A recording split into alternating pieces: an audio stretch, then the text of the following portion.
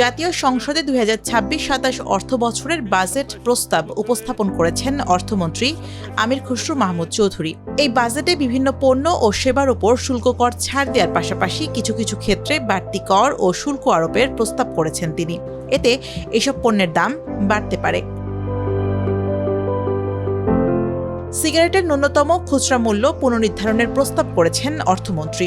এতে নিম্ন স্তরের সিগারেটের প্রতি 10 শলাকার দাম 62 টাকা, মধ্যম স্তরের 92 টাকা, উচ্চ স্তরের 160 টাকা এবং অতি উচ্চ স্তরের 210 টাকা নির্ধারণের প্রস্তাব রয়েছে।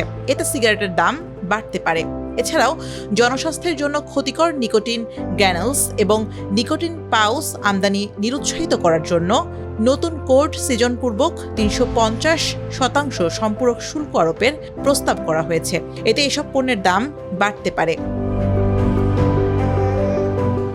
পরিবেশের জন্য ক্ষতিকর ডিজেল, অকটেন বা পেট্রোল চালিত গাড়ি ব্যবহারের প্রবণতা কমিয়ে আনতে মধ্যম সারির 1200 থেকে 1600 সিসির ইন্টারনাল কম্বাসন ইঞ্জিন বিশিষ্ট আমদানি করা গাড়ির উপর করভার 132.36% থেকে বাড়িয়ে প্রায় 156% নির্ধারণের প্রস্তাব করা হয়েছে। ফলে এসব গাড়ির দামও বাড়তে পারে।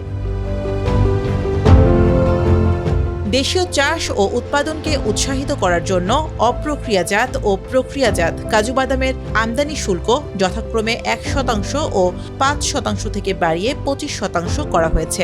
তবে দেশে উৎপাদকদের জন্য অপ্রক্রিয়াজাত কাজু বাদাম আমদানি শুল্ক 15% করা হয়েছে। সব মিলিয়ে বিদেশি কাজু বাদামের দামও বাড়বে। কম্পোজিট এলপিজি সিলিন্ডার আমদানি পর্যায়ে মূল্য সংযোজন কর ভ্যাট আরোপ করা হয়েছে। এতে এর দাম বাড়তে পারে।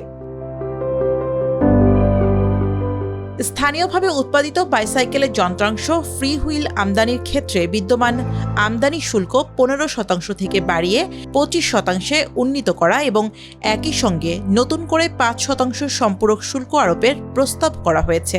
ফলে দাম বাড়বে বাইসাইকেলেরও। 1 কেভিএ পর্যন্ত ক্ষমতা সম্পন্ন ট্রান্সফরমার আমদানিতে বিদ্যমান আমদানি শুল্ক 10% থেকে বাড়িয়ে 25% উন্নীত করা এবং একই সঙ্গে নতুন করে 5% সম্পূরক শুল্ক আরোপ করার প্রস্তাব করা হয়েছে। ফলে ট্রান্সফরমারের দামও বাড়বে। স্থানীয় ওয়াশিং মেশিন উৎপাদনকারী শিল্পের সক্ষমতা বাড়াতে সকল প্রকার হাউসহোল্ড টাইপ ওয়াশিং মেশিন আমদানিতে নতুন করে 20% সম্পূরক শুল্ক আরোপ করার প্রস্তাব করা হয়েছে। রড তৈরির বিভিন্ন উপকরণের ওপর ভ্যাট বাড়ানো হয়েছে। এতে এমএস রডের দাম বাড়তে পারে। আমদানি করা পাঙাশ মাছের ফিলের ওপর 20% সম্পূরক শুল্ক আরোপ করা হয়েছে। এতে বিদেশি পাঙাশের দামও বাড়তে পারে। বিদেশি প্রাকৃতিক মধুর শুল্কায়ন মূল্য ইউনিট প্রতি $2 বাড়িয়ে $7 করা হয়েছে। এতে মধু আমদানিতে খরচ বাড়তে পারে এবং দামও বাড়তে পারে। একই সঙ্গে বাড়ানো হয়েছে বিদেশি সুপারি আমদানি শুল্কায়ন।